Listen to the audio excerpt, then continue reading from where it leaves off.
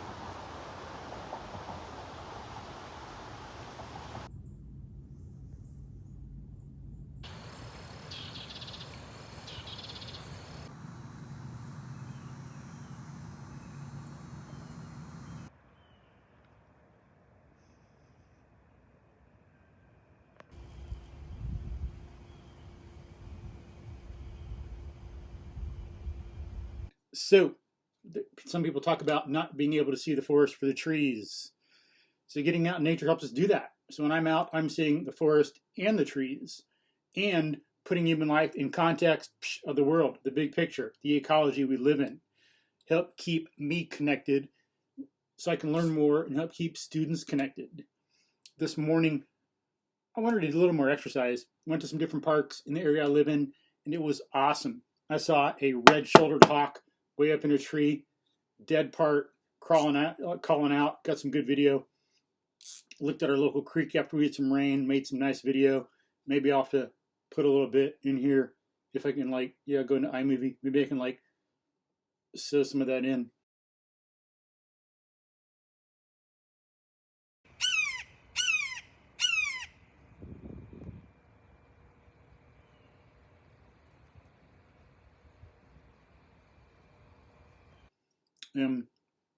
Went to another park, saw some animal tracks, awesome. Saw some white-tailed deer, a bunch here and there.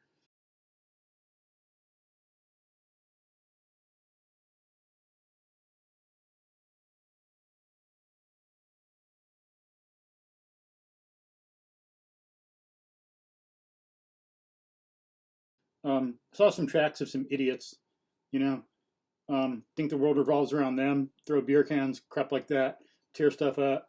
Even though these are not trails that they should be having their four-wheelers on, it's for walkers, hikers, bikers. Some people with four-wheelers are fine, but, some people are total jerks, think they can tear it up. No one else matters. They can destroy horse trails. They have no business being out there. Total idiots. They should have someone get a four-wheeler and tear up their yard or ride a four-wheeler through their bedroom and see how they like it. But picked up after some of them idiots. Again, not the good ones who maybe do a four-wheeler and are nice and take care of the world and are out there to enjoy it or something. There's different ways to use it, of course. But yeah, I saw some white-tailed deer and some cottontail rabbit. Beautiful cottontail rabbit tracks.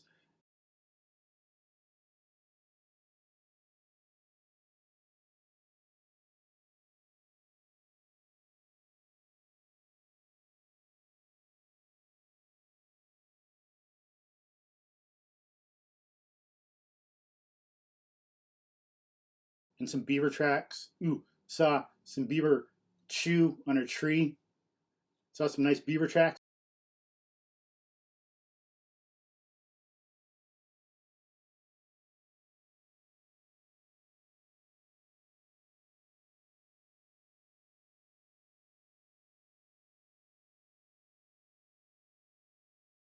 So maybe some river otter. That was awesome. I got to check with some experts. I think it's river otter.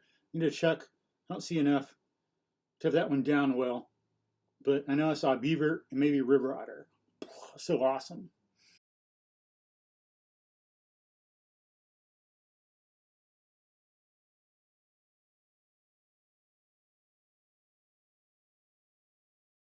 So got out, went to different parks, saw some stuff like that. Didn't get as much exercise. Wanted to do some good lifting, do some pull-ups on this tree I got.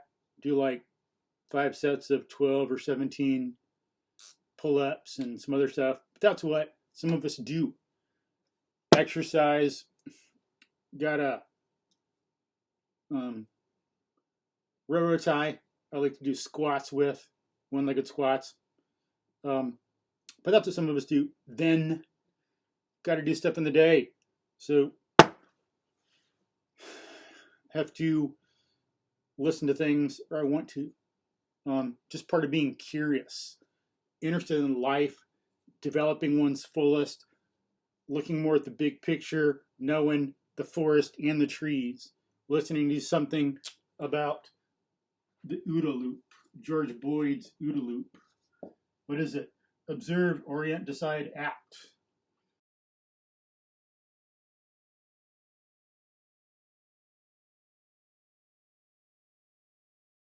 That's what we do when we're doing a lot of things. Observe something in the world, orient, put it in context of everything we know, try to bring into play as quickly as possible, depending on the situation. Sometimes you got more time for this than others. You know, like Boyd was a fighter pilot. In a fighter pilot situation, it takes more practice ahead of time to be able to do this, bring stuff into play, other stuff you know. Or like when Bruce Lee's doing his work, that would happen fast, don't have a lot of time. But in some situations, you got more time. Like for a lawyer, observe and orient can take more time. Make a decision, act, and then see how that changes things. Observe, reorient, make a new decision, act. Well, like if some Boyd is a fighter pilot, someone else is doing this too. So his observe and orient has to take into account the other person's OODA loop, and he's got to react to that. But that was good. As I said in the podcast, a lot of people in teaching self-defense focus too much on this. When he says people who know better, they're focusing more on this, on the orient and making decisions before you act in some self-defense situation. In some self-defense courses, people think it's kind of super cool to do this, makes you feel good, but here's more important, this stuff here. Like, for example, don't take something and go to a bar and get into a fight and think you're cool. You know, just avoid things in the first place. Make good decisions. But that's an interesting thing that is good for us to know about how we interact with the world and what's going on. Gives us some grasp of the situation, helps us see what we're doing in general and what we need to do, and then we can dig into detail. Just like in SAT stuff. You know, a lot of the SAT readings have an intro, a body, maybe a conclusion. But it's good to know that because people are doing an SAT or ACT reading. They're traumatized. They're being timed. They're stressed out. They're anxious. They got anxiety because sometimes they're too focused on the fact that they're being judged for college on this and they have to do well. And nonsense like that. And the test might not measure what it's supposed to. So SAT people to know they have to do an intro. Hey, this is what we're going to talk about. You're stressed. Focus on this. And then they talk about it. Then you answer the questions. And that helps a little bit. We got to know that. Kind of like orienting yourself. But you got to know the detail for a particular reading to be able to answer the questions. Like, does it talk about a topic and then a problem and then experimental apparatus and then an experiment and then conclusions, as some of them do in the science section on the SAT? We need more detailed stuff like that and see exactly what they're doing. But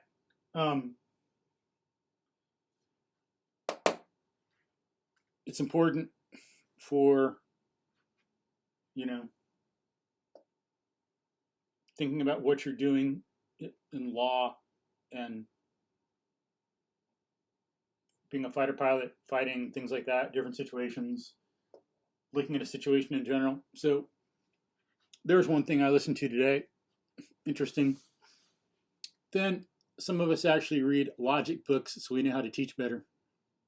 But unlike the nonsense that the anti-intellectual, what was it? I forgot, some doofus said, those who can't do, teach. As opposed to, I think Aristotle, it's a quote, he said, those who can do, those who know, do, those who understand, teach. Which isn't the case all the time, as you can tell, because like some teachers, like anybody else, are not very smart, just like in any other profession.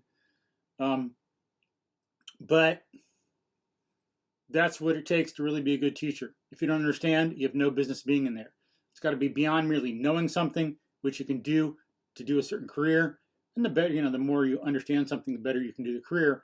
But to really be able to teach and to convey something to someone else well, to explain, you have to have understanding, relationships developed.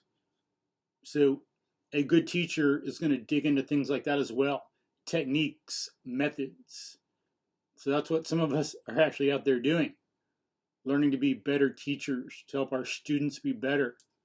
It's part of being part of the day in the life for some of us. Doing that thing that Aristotle says, working on understanding. Understanding being knowing the essence of something, being able to trace the idea, our grasp of the idea, step by step back to the evidence of the senses.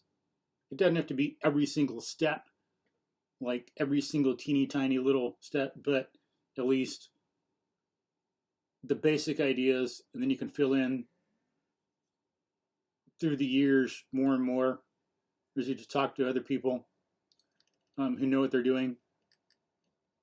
So for example, quantum mechanics doesn't come from nowhere. What does it depend on? Calculus doesn't come from nowhere. For example, it's an easy one. For that, you got to know some pre-calc, some geometry, some algebra, your numbers, counting. We got to be able to trace it back, or some rhetorical device. In literature, you get some rhetorical device. You have to understand some reading and writing. You got to understand some thinking. You got to know your basic words, things like that. Like you learn your first words. Kind of a first easy little skeleton that you can kind of get for that. Adverb, verb, where does it come from? Why? So what is it? Where does it come from? Traced it back to the evidence of the senses, because as Galileo said, all human reasoning, to quote Aristotle, all human reasoning must be placed second to direct experience. Ideas come from experience. That's like the starting point. Just like in proofs, we have premises, we reason from there. All reasoning comes from the evidence of the senses, so we should be able to trace it back to that point. That's the starting point. Some people are just lost in words, lost in math. They don't know what they're talking about, running circles in their head because they never trace something back to the evidence of the senses. Okay, know what the essence of something is, be able to trace it back to the evidence of the senses, and understanding means relating something to other things we know, things that are causally relevant, like a lynx to a bobcat, to a cat, to ecology, to rodent populations, to human health, to controlling mice, which means controlling disease, controlling the spread of mice and rats and squirrels and fleas and stuff like that.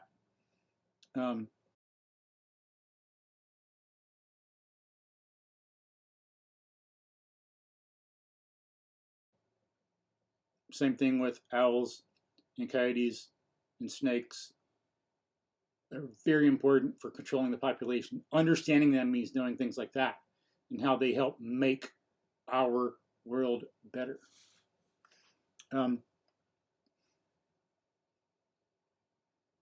So we need to, some of us are actually studying logic and things like that. So there are some things we do in the day of a life of a teacher. Get out, exercise, be real.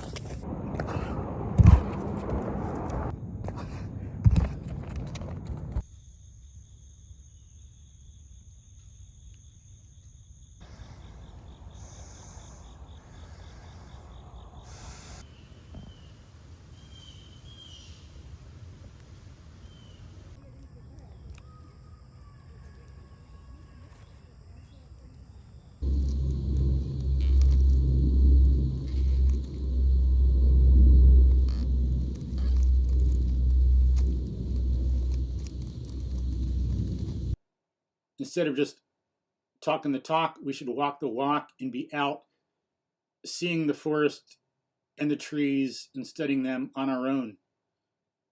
Get surrounded by life, get exercise, get sunshine, maintain your health, learn something you're clueless about so you remember what it's like to be a student. It's something I like to do, learn new things, and that's part of the day in the life, so I don't lose track of what's going on with students. It's one thing some teachers do. So it's actually some effect too. Forgot what it's called. It's a known effect. But some, like, it's like the curse of the expert, something like that, as it might be called. Some people know something so well, they think everybody knows it, and they forget the work they had to do and where it came from. That's a major fail. Then they start doing silly things about epistemology and logic, and they get all bent out of shape because someone didn't know something right away, and they forgot all the work they need to go into it. So what they need to do is get their head out of somewhere and go into the world and learn something they don't know, so they remember what it's like to learn, and they know that they do not know everything, and they make mistakes, and they got to learn things too. Every human is like that. We all have to start from scratch and build up in certain areas. Then they'd be better off. But that's one thing I like to do. Get out, do things I cannot do very well, so I maintain my contact with being a student. So there's some things in the day of a life. Peace.